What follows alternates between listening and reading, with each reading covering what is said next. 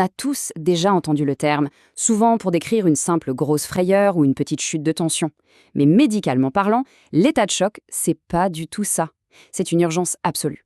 En fait, il faut vraiment voir ça comme une panne de courant totalement catastrophique, mais à l'échelle de nos propres cellules. Allez, on plonge directement au cœur du système. Bon, imaginez votre smartphone. La batterie affiche fièrement 100%. Et puis, à la seconde suivante, bim, ça tombe à zéro.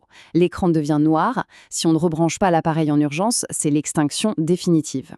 Eh bien, c'est exactement ce qui se passe dans un corps en état de choc.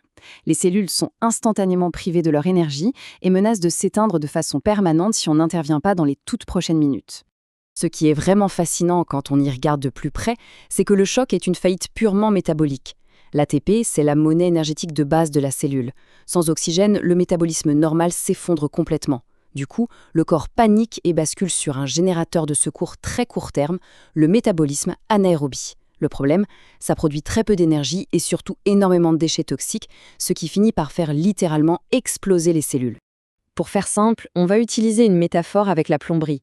Il y a 4 moyens principaux de faire cracher ce système. 1. Le choc hypovolémique. C'est une grosse fuite dans les tuyaux, comme une hémorragie. 2. Le cardiogénique. C'est la pompe principale, le cœur, qui est cassé. 3. Le distributif. Là, les tuyaux se dilatent beaucoup trop et la pression s'effondre. Et enfin 4. Le traumatique. Ça, c'est quand tout le système subit des dégâts structurels majeurs après un gros impact.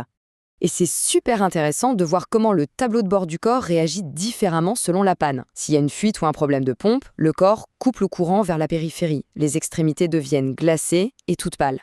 Mais attention, le choc distributif, qui arrive souvent lors d'une grosse infection ou d'une allergie, présente un tableau complètement inversé au début. Les extrémités sont chaudes, la tension peut même être normale. C'est pour ça qu'il faut vraiment savoir lire les bons signaux. Face à cette crise monumentale, le corps ne se laisse pas faire, il lance une défense désespérée. Dès que la pression chute, on a des capteurs, les barorécepteurs, qui tirent toutes les sonnettes d'alarme. Les surrénales inondent alors le système d'adrénaline et de cortisol. Le but, resserrer de manière ultra agressive les vaisseaux de la peau et des muscles pour envoyer tout le sang disponible ailleurs. Là, il faut bien comprendre la priorité absolue du système. Dans ce genre de crise sans précédent, le corps n'hésite pas une seule fraction de seconde. Il va sacrifier vos tissus périphériques pour garder l'ordinateur central en vie. Le cerveau et le cœur s'accaparent tout le flux sanguin, pendant que le reste de l'organisme est littéralement mis sur pause, quitte à subir de gros dégâts. Sauf que, parfois, ce fameux système de défense devient complètement parano et se retourne contre l'organisme. C'est ce qu'on appelle le SRIS, le syndrome de réponse inflammatoire systémique. Une température qui crève le plafond ou au contraire s'effondre, un rythme cardiaque qui s'emballe au-dessus de 160, des globules blancs dans le rouge. En fait, c'est un véritable incendie interne qui se propage et qui vient aggraver la blessure de départ. Du coup, pour comprendre ce qui se passe, on doit se la jouer détective. On regarde l'hématocrite, les protéines, la glycémie, mais attention au piège. Lors d'une hémorragie fulgurante, l'hématocrite peut paraître tout à fait normal pendant les premières heures. C'est très trompeur. Par contre, le lactate, lui, c'est l'alarme incendie. Si le taux dépasse les 10 millimoles, ça confirme noir sur blanc que les cellules sont en train d'étouffer sévèrement. Et ça nous amène à une nuance absolument vitale sur le transport de l'oxygène.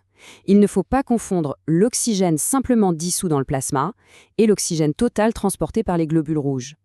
Un patient très anémique peut avoir un taux d'oxygène dissous parfait, mais s'il n'a plus assez de camions pour le transporter, ses cellules meurent de faim quand même. Faut toujours regarder la capacité totale. Un autre repère super important, c'est ce chiffre, entre 0 et 10 cm d'eau. Ça correspond à la pression veineuse centrale, juste à côté du cœur.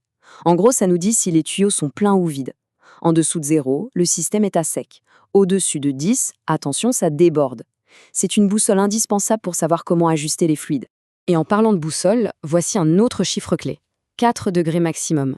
C'est l'écart de température normale entre le cœur de l'organisme et le bout des extrémités.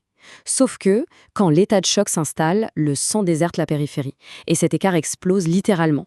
Vos extrémités deviennent glaciales par rapport au reste du corps. Ok, alors comment on sauve la situation ? Eh bien, il faut faire un reboot du système en suivant le protocole VIP. V pour ventilation, on dégage les voies et on sature en oxygène. I pour infusion, on remplit massivement les tuyaux avec des fluides. Et P pour pompage, on vérifie que le cœur a la force de faire circuler tout ce sang tout neuf dans le corps. Pour l'étape de l'infusion, on a un vrai petit arsenal. On a les fluides isotoniques classiques, les solutions hyper concentrées en sel pour faire un gros appel d'eau d'urgence, et puis on a des trucs incroyables, comme l'oxyglobine. Vous savez ce que c'est? C'est de l'hémoglobine de vache modifiée. Ça transporte l'oxygène encore mieux que le sang naturel, et le truc fou, c'est qu'on n'a même pas besoin de vérifier le groupe sanguin. Mais attention, on ne donne pas n'importe quel fluide au hasard. En cas de choc sévère, le foie, qui n'a plus d'oxygène, se met en grève. Si on donne une solution classique avec du lactate, le foie est incapable de la traiter. On utilise donc des fluides malins, formulés avec de l'acétate, parce que ça se fait métaboliser directement par les muscles. On contourne complètement le foie défaillant.